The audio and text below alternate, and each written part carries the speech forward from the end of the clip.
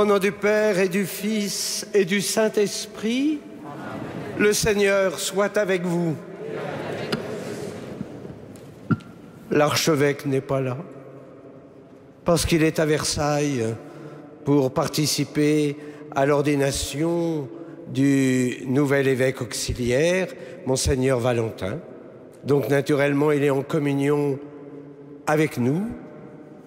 Les vicaires généraux sont en retraite avec les prêtres.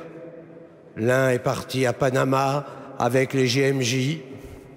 Il ne restait plus que le recteur. Heureux d'être là, heureux de célébrer avec vous et de rendre grâce, de louer. Louange à Dieu, très haut Seigneur, pour la beauté de tes exploits. Oui, si nous sommes là ce soir, c'est pour louer le Seigneur. D'ailleurs, c'est notre vocation à la sainteté. Être saint, c'est tout simple. Il faut louer. Alors ce soir, nous allons louer avec tout notre cœur et nous allons louer le Seigneur autour de la Vierge Marie. Et la mère de Jésus était là. Alors au début de l'Eucharistie, avec confiance, nous pouvons nous offrir au Seigneur. Et dans cet acte d'offrande, je pense à tous les auditeurs de Radio Notre-Dame qui nous prient avec nous, ainsi que tous les téléspectateurs de KTO Télévision. Je confesse à Dieu Tout-Puissant, je reconnais devant mes frères que j'ai péché en pensée, en parole, par action et par omission. Oui, j'ai vraiment péché. C'est pourquoi je supplie la Vierge Marie, les anges et tous les saints, et vous aussi, mes frères, de prier pour moi, le Seigneur notre Dieu, que Dieu Tout-Puissant nous fasse miséricorde, qu'il nous pardonne nos péchés et nous conduise à la vie éternelle. Amen.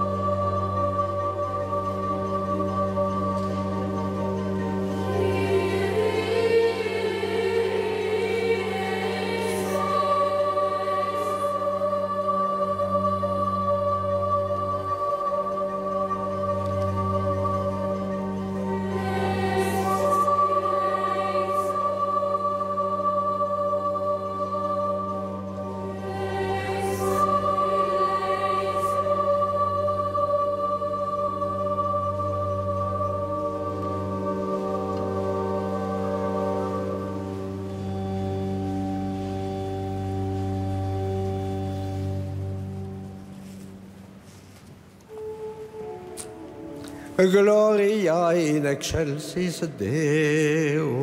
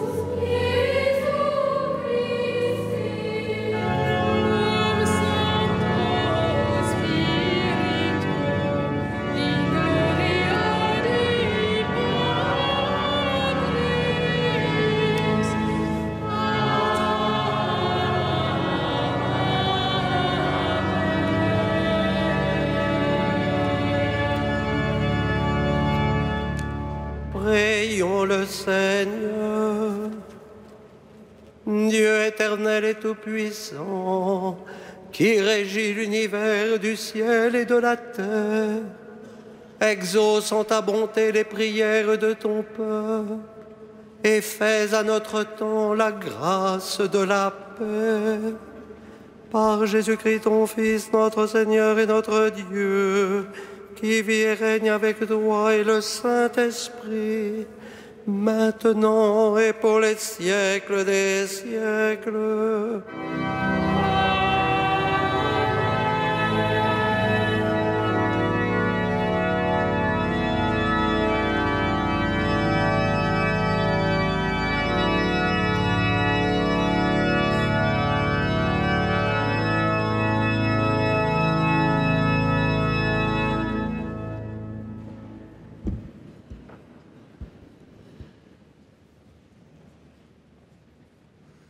Lecture du livre du prophète Isaïe.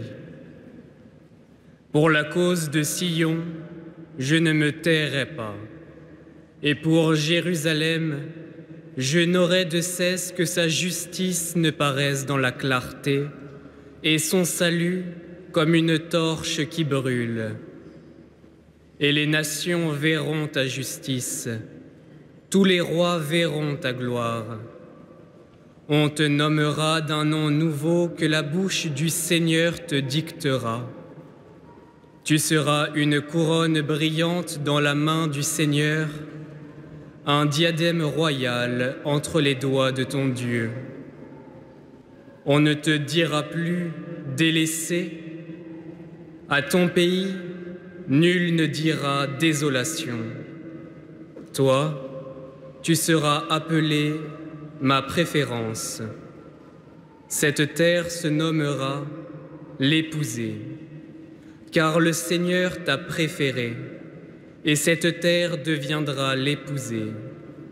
Comme un jeune homme épouse une vierge, ton bâtisseur t'épousera. Comme la jeune mariée fait la joie de son mari, tu seras la joie de ton Dieu. Parole du Seigneur.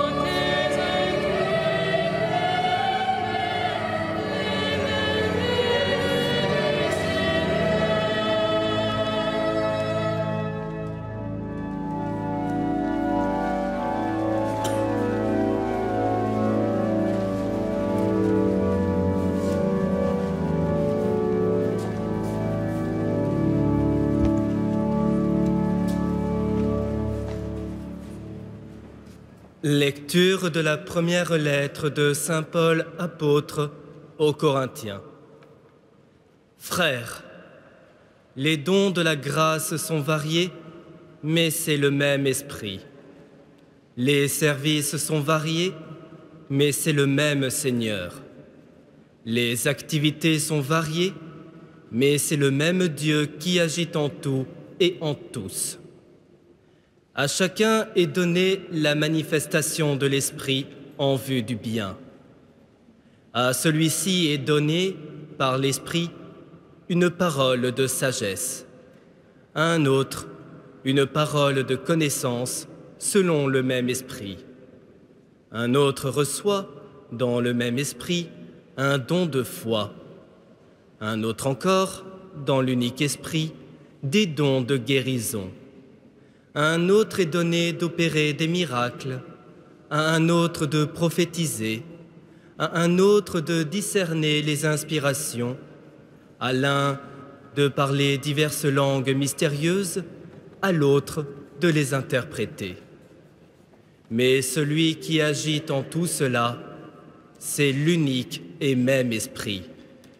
Il distribue ses dons comme il le veut, à chacun en particulier. Parole du Seigneur.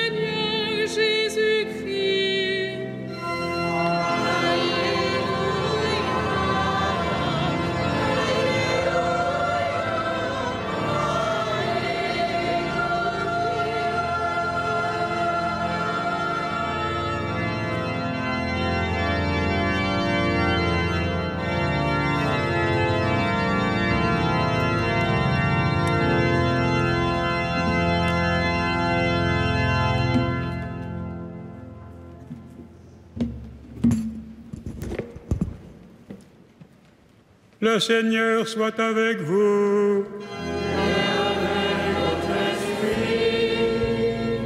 Évangile de Jésus-Christ selon saint Jean. Gloire à toi, Seigneur.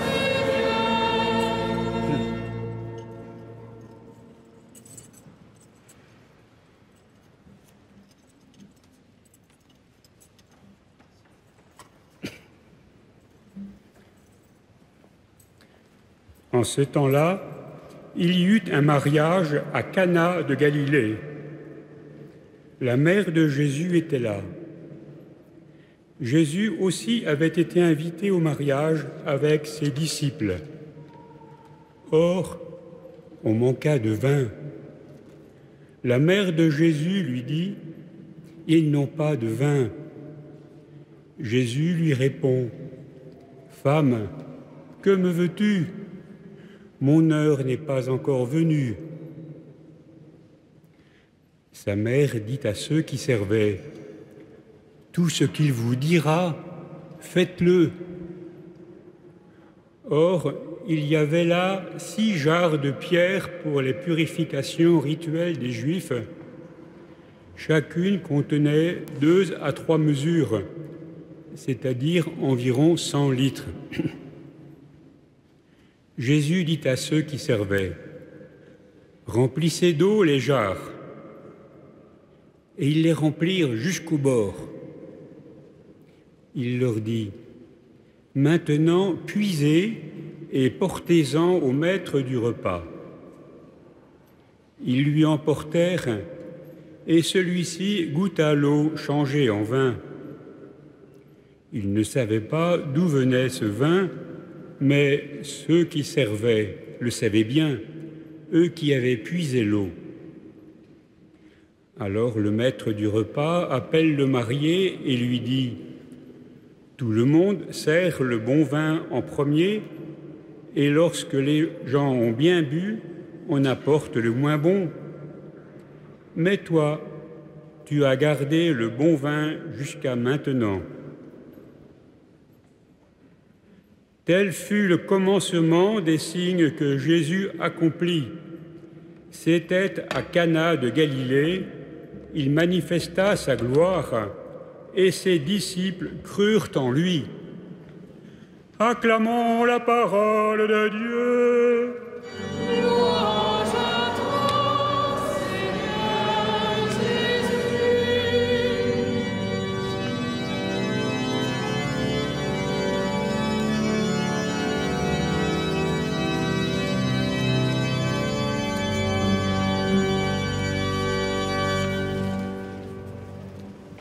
La mère de Jésus était là. Dans ces noces de Cana, Saint Jean, si proche de Marie, a voulu, je crois, montrer l'importance de l'intercession de la Vierge dans nos vies. Tout d'abord, Marie est attentive à nos besoins, à nos joies comme à nos peines, à nos difficultés.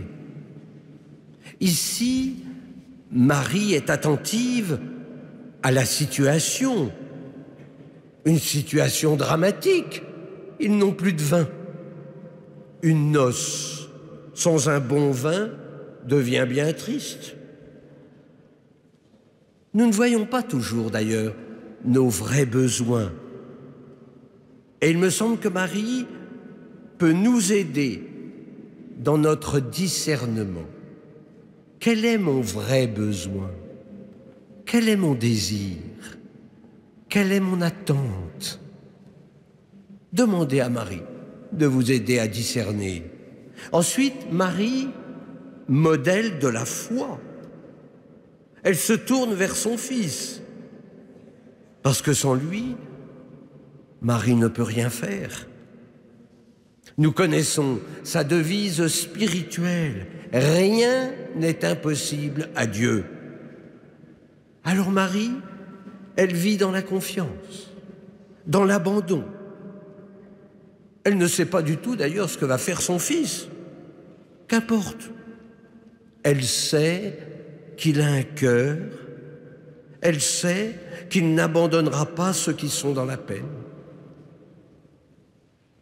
Marie, elle est en plus audacieuse.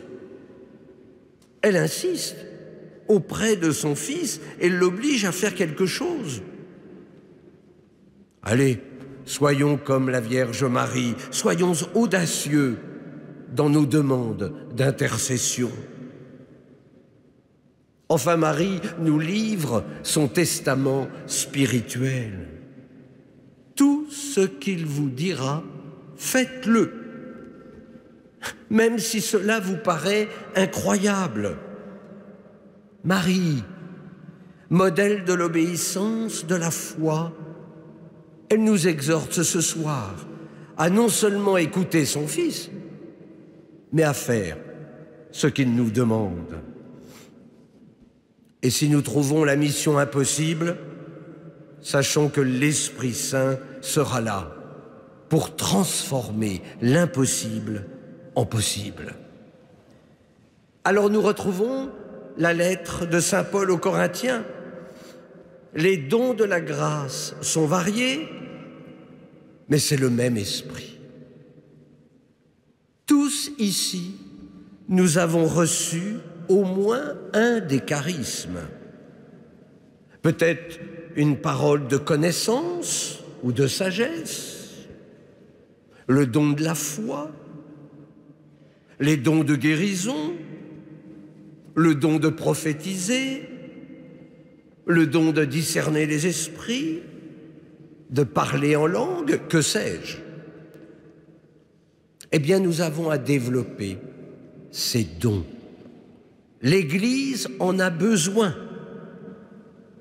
Elle est là d'ailleurs pour les discerner et pour les mettre au service de la communauté chrétienne, communauté paroissiale par exemple. Mais pour nous maintenir dans l'humilité, saint Paul précise, celui qui agit en tout cela, c'est l'unique et même esprit. C'est lui qui distribue les dons, comme il le veut, à chacun en particulier. Oh là là, ne soyons pas jaloux des charismes de notre voisin. Surtout d'ailleurs s'il met son charisme à notre service. Il faut plutôt s'en émerveiller. Il faut plutôt en rendre grâce, parce que c'est la beauté de l'Église. Ne soyez pas jaloux de saint Padre Pio, parce qu'il avait des stigmates. Soyez jaloux peut-être de sa sainteté, mais ça a été une grâce pour l'Église. Ne soyez pas jaloux de sainte Thérèse d'Avila, parce qu'elle se soulevait pendant sa prière, et que vous restez scotché au sol, et que vous n'arrivez pas à vous lever. C'est une grâce d'avoir une grande Thérèse. Ne soyez pas jaloux parce que vous n'êtes pas Mère Teresa de Calcutta. Elle aussi, elle avait ses limites. Elle aussi, elle a vu ce qu'était la nuit dans sa prière. Et pourtant, elle a développé tous ses charismes. Oui, que chacun discerne alors. Que chacun trouve un charisme à mettre au service de ses frères. Ça peut être le charisme de l'écoute, de la visite d'un malade, d'une personne isolée. Ça peut être le charisme de l'accueil, de l'accompagnement spirituel, que sais-je. L'Église sera alors appelée ma préférence. Cette terre se nommera l'épousée, car le Seigneur t'a préféré. Oui, l'Église est bien l'épouse du Christ. Malgré ses erreurs, malgré ses scandales, elle demeure cette couronne brillante dans la main du Seigneur qui ne peut pas l'abandonner, tout simplement parce qu'il est la tête de l'Église. Isaïe nous invite alors à la conversion. Voilà peut-être la vraie réforme tant désirée par notre pape François. La conversion des cœurs, eh bien, elle sera source de lumière dans un monde de ténèbres. Oui, le monde, notre monde aujourd'hui, a besoin de témoins transfigurés. Eh bien, à chacun d'entre nous de le devenir, sans doute aussi par l'intercession de la Vierge Marie. Et la mère de Jésus était là.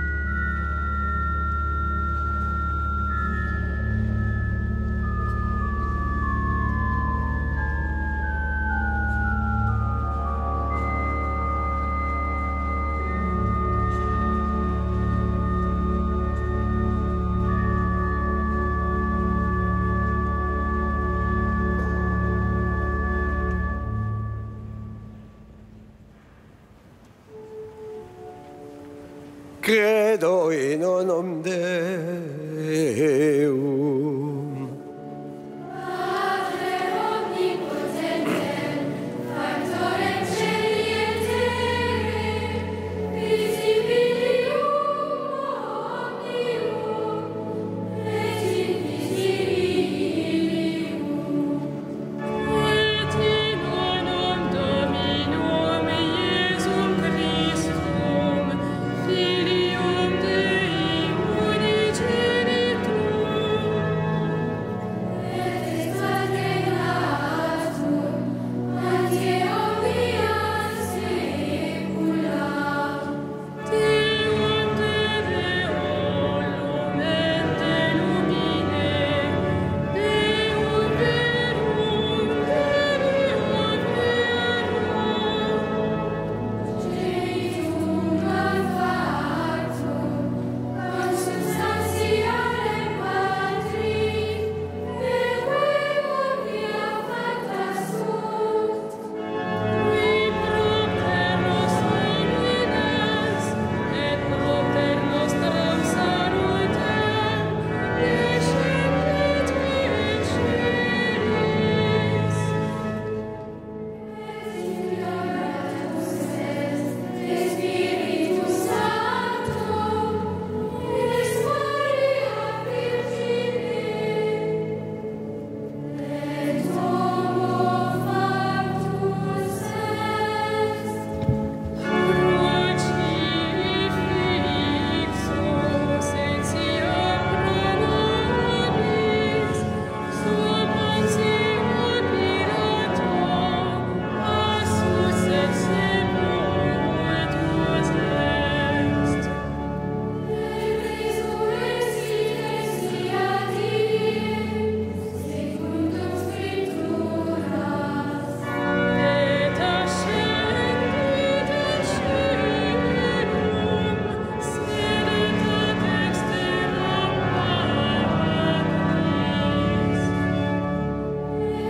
iterum vetus et cum gloria, iudicare vivos et mortuos, cuius regni nomine finis. Et in Spiritus Sanctum Dominum, et vivificantem, qui ex Patre Filioque progenit. Icum Padre et Filium, sicut adoratur, et cum glorificatur, qui locutus est per prophetas. Et unam sanctam Catholicam, et Apostolicam Ecclesiam, Confiteorum baptisma, in remissionem peccatorum, et expectum resurrectionem mortuorum, et vitam venturi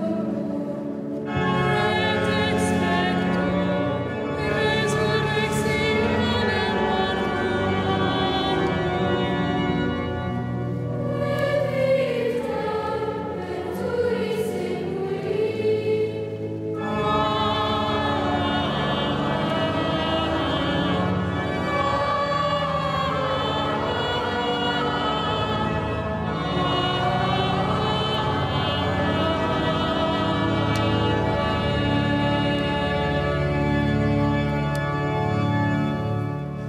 Je vous invite à vous asseoir.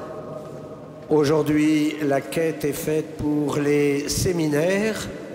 Nous avons la grâce à Paris d'avoir de nombreux séminaristes, une cinquantaine, on pourra en avoir 500, que ce serait bien aussi, mais enfin bon, on en a déjà 50. Rendons grâce, c'est l'Église qui les prend en charge, la formation spirituelle, intellectuelle, matérielle. Donc, je vous invite à être généreux. Tout ce que vous donnerez en plus de votre offrande habituelle sera reversé au séminaire. Et si vous souhaitez faire un don défiscalisé, eh bien, vous prendrez au fond de la cathédrale des enveloppes pour l'œuvre des vocations. Merci.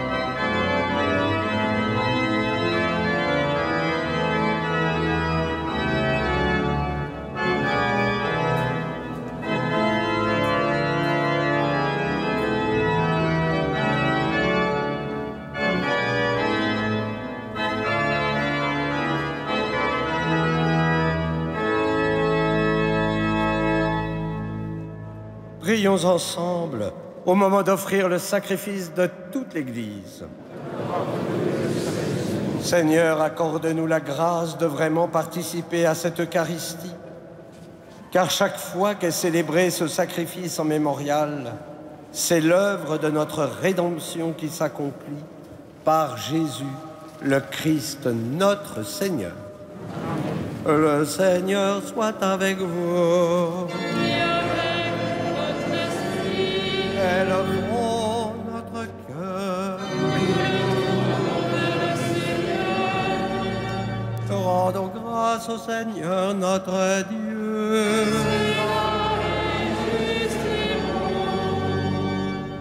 Vraiment, il est juste et bon de te rendre gloire, de t'offrir notre action de grâce toujours et en tout lieu. À toi, Père très saint, Dieu éternel et tout-puissant, ton amour pour le monde est si grand que tu nous as envoyé un sauveur. Tu l'as voulu semblable aux hommes en toutes choses à l'exception du péché, afin d'aimer en nous ce que tu aimais en lui.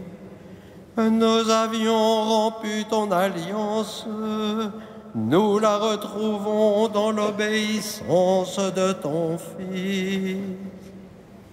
Voilà pourquoi, Seigneur, avec les anges et tous les saints, nous proclamons ta gloire en chantant.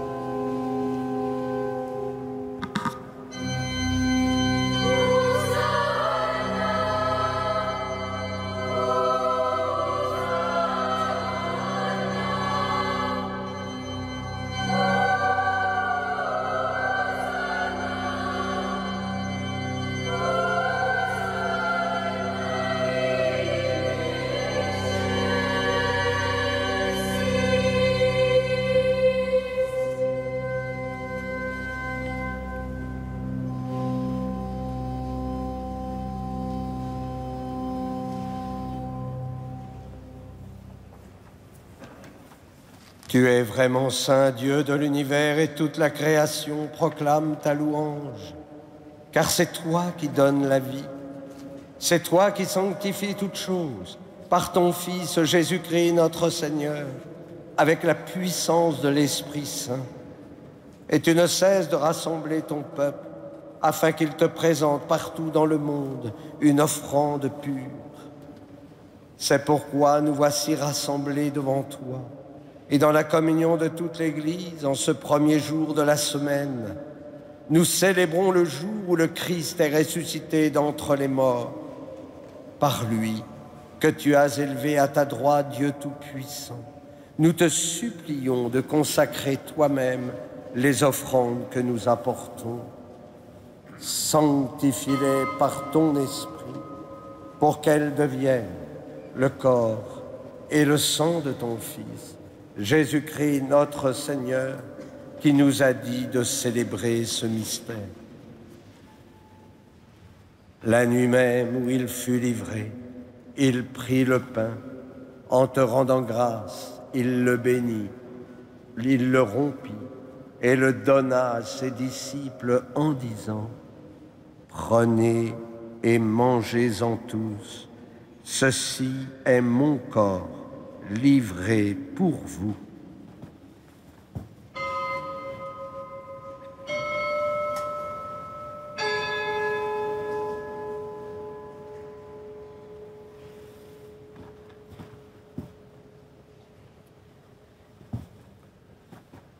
De même, à la fin du repas, il prit la coupe. En te rendant grâce, il la bénit et la donna à ses disciples en disant : Prenez et buvez-en tous, car ceci est la coupe de mon sang, le sang de l'alliance nouvelle et éternelle, qui sera versé pour vous et pour la multitude en rémission des péchés. Vous ferez cela en mémoire de moi.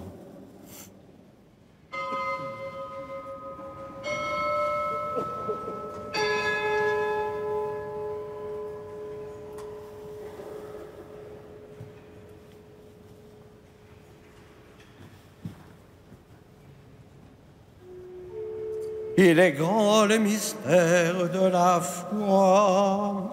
Nous proclamons ta mort, Seigneur Jésus. Nous célébrons ta résurrection. Nous attendons ta venue dans la gloire.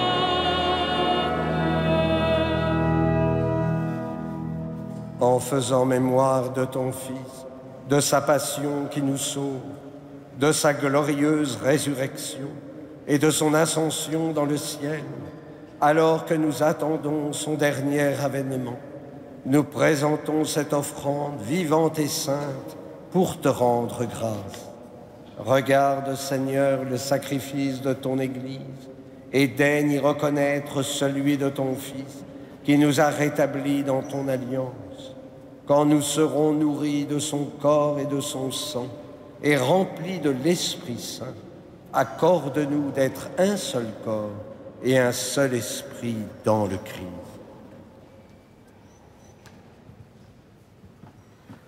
Que l'Esprit Saint fasse de nous une éternelle offrande à ta gloire, pour que nous obtenions un jour les biens du monde à venir auprès de la Vierge Marie, la bienheureuse Mère de Dieu, de Saint Joseph, son époux, avec les apôtres, les martyrs et tous les saints qui ne cessent d'intercéder pour nous.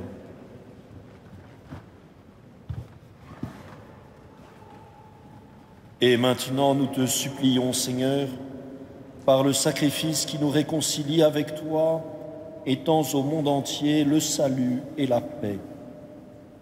Affermis la foi et la charité de ton Église au long de son chemin sur la terre. Veille sur ton serviteur, notre pape François, notre évêque Michel et ses auxiliaires, Denis et Thibaut, l'ensemble des évêques, les prêtres, les diacres et tout le peuple des rachetés. Écoute les prières de ta famille assemblée devant toi et ramène à toi, Père très aimant, tous tes enfants dispersés. Pour nos frères défunts, pour André et Jacques Chenel, pour les hommes qui ont quitté ce monde et dont tu connais la droiture, nous te prions. Reçois-les dans ton royaume, où nous espérons être comblés de ta gloire, tous ensemble et pour l'éternité, par le Christ notre Seigneur, par qui tu donnes au monde toute grâce et tout bien. Par lui, avec lui et en lui.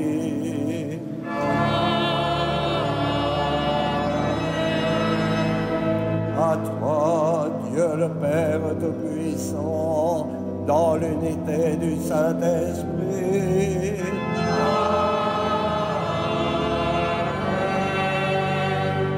Tout honneur et toute gloire pour les siècles des siècles.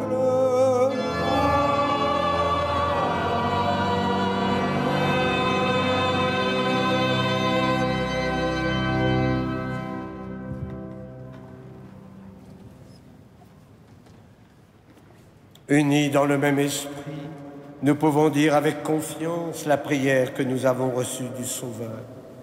Notre Père, qui es aux cieux, que ton nom soit sanctifié, que ton règne vienne, que ta volonté soit faite sur la terre comme au ciel.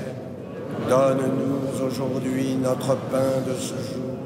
Pardonne-nous nos offenses, comme nous pardonnons aussi à ceux qui nous ont offensés, et ne nous laisse pas entrer en tentation, mais délivre-nous du mal. Délivre-nous de tout mal, Seigneur, et donne la paix à notre temps. Par ta miséricorde, libère-nous du péché. Rassure-nous devant les épreuves en cette vie, où nous espérons le bonheur que tu promets et l'avènement de Jésus-Christ, notre Sauveur.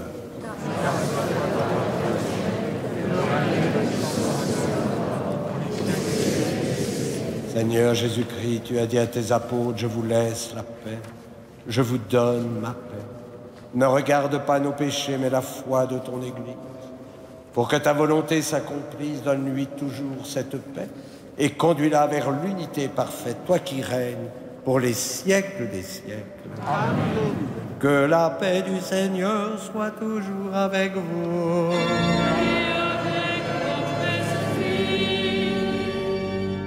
Frères et sœurs, dans la charité du Christ, donnez-vous la paix.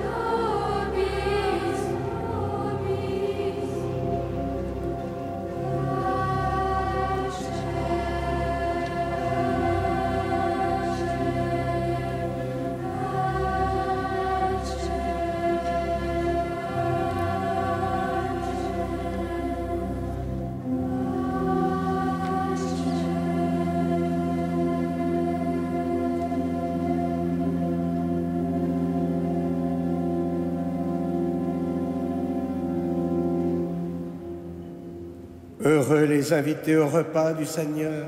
Voici l'agneau de Dieu qui enlève le péché du monde.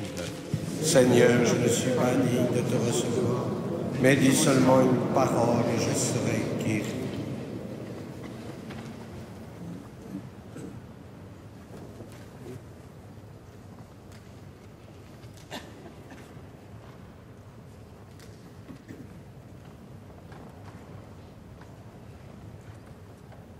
Qui